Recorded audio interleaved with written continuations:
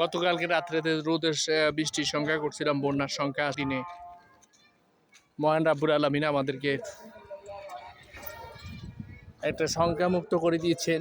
এই জুমার দিনে আল্লাহ যে চকচকে রোদ দিয়েছে দেখেন, এই যে দেখেন আমার জ্যাঠাতো ভাই চকচকে রোদের ভিতরে টুপি মাথার দিয়ে মসজিদে যাইতেছে, কোনো চিন্তা নাই।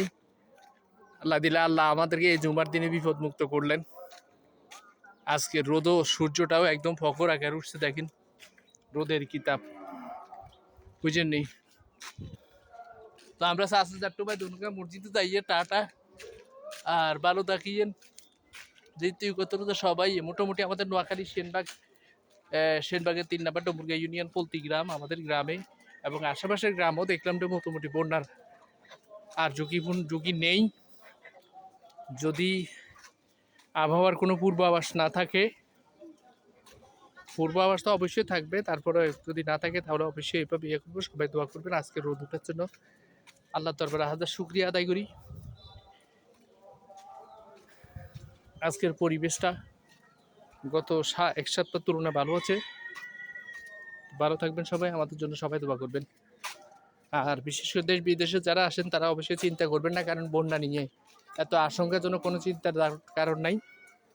বন্যা পরিস্থিতি ভালো দিকে আছে। আজকেও আকাশে প্রচণ্ড খরতাপের রোদ দেখা দিয়েছে।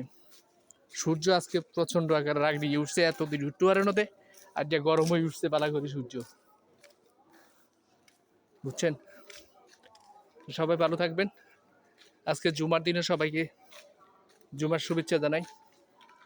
এই যে আমার জ্যাঠো ভাই এমনি মুখ দেয় না, ইয়ো মুখ দেয় না কেনা, ইয়ো মুখ দেয় না এটা করে, বুঝিনি। আজকে কি সুন্দর কি খরতাপের ভিতরে আরামে হাঁটি হাঁটি চাষা জ্যাঠো ভাই ধনুকা মসজিদে যাই। তো বিদেশে যা তারা আছে না, তারা চিন্তা করিয়েন না, বাড়িতে সবাই মোটামুটি ভালো আছে এবং বন্যার পরিস্থিতি এলাকাতে ভালো আছে। ভালো থাকবেন, সুস্থ থাকবেন সবাই। আল্লাহ হাফিজ।